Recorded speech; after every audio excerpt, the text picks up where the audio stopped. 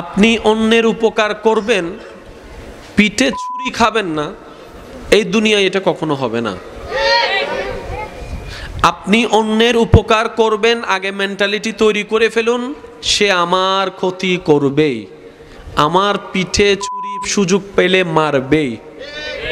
আমি যাকে আজকে খাবারের ব্যবস্থা করে দিয়েছি, সে সুযোগ পেলেই আমার খাবার বন্ধ করার চেষ্টা করবে। আমি আজকে যাকে অন্য জায়গায় বিপদ থেকে রক্ষা করার মুসিলা হয়ে চেষ্টা করেছি, সে সুযোগ পেলে আমাকে বিপদে ফেলবে।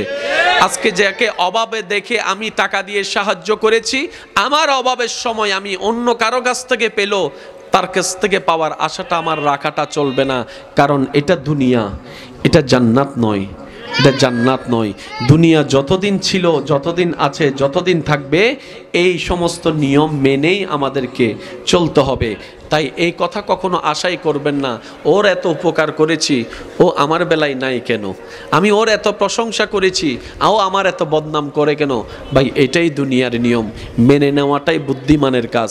সুতরাং উপকার করবেন এটা জেনে সে আপনার পিছে মারবেই, লাথি মারবেই, গুতা মারবেই, তারপরও করে যান সাধ্যমতো তার রবকে খুশি করার জন্য। বলেন সুবহানাল্লাহ। আল্লাহ আমাদের সবাইকে বুঝার তৌফিক দান করুক, আজকের এই মাহফিল কবুল করুক। যারা আজিয়ে বড় বড় টিয়ার মালিক হই, উন বেগুনুর জীবনত সন ছোটবেলায় যে লাতি গুতা হাই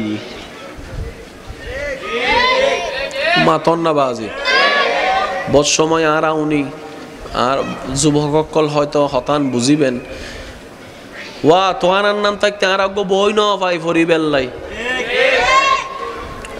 নমাতে তো হয় না আর আরোগ্য প্রাইভেট টিচার কেউ দিন নবার এটি আনো আসিল দি ফামাইয়ে যেতে বাদ না হয় মা বাপে হদে আর টাইম উরবার টাইমে ন ভাই বাতর মার হাই বড় হই দি আর তোরা ফিরি ফত তো এতাল্লা তোর হারি বাসত দে ওয়া কেন হনা ঠিক না বেটি হনা আর কেন জোর হনা ঠিক না। এক সময়ে দাদার কষ্টের জীবন নাতিদের জন্য সুখের জীবন। যে দাদা ভাঙ্গা ছাদে ঘুমিয়েছে, ওই ধৈর্যটার কারণে আজকে নাতিরা চারতলা বিল্ডিং এ ঘুমানোর সুযোগ পেয়েছে।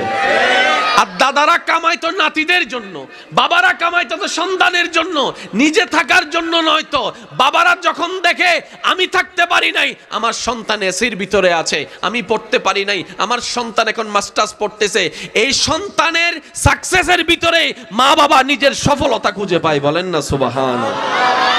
এবার আওয়াজ দিয়ে বলেন, সবকিছু মেজারমেন্ট কার? জোরে বলেন কার? সবকিছু প্ল্যানিং কার?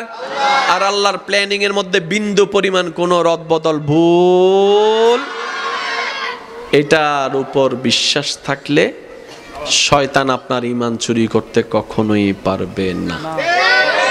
কারণ বর্তমান সময়ে বেশিরভাগ মানুষ কষ্টে পতিত হয়ে সুইসাইড করতেছে, বিষ খাচ্ছে, ফাঁসি খাচ্ছে।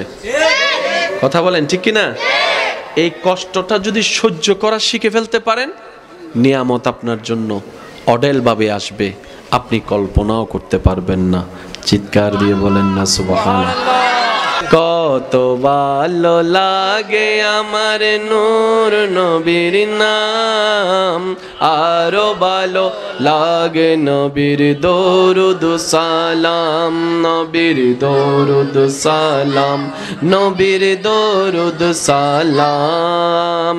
কত ভালো লাগে আমার নাম, আরো ভালো লাগে নবীর দরুদ সালাম, নবীর দরুদ সালাম, নবীর আল্লাহুম্মা সাল্লি আলা সাইয়্যিদিনা মুহাম্মাদিন, আল্লাহুম্মা সাল্লি আলা সাইয়্যিদিনা মুহাম্মাদিন, নবীর দরুদ সালাম, নবীর দরুদ সালাম। কত ভালো লাগে আমার নূর নবীর নাম, আরো ভালো লাগে নবীর দরুদ।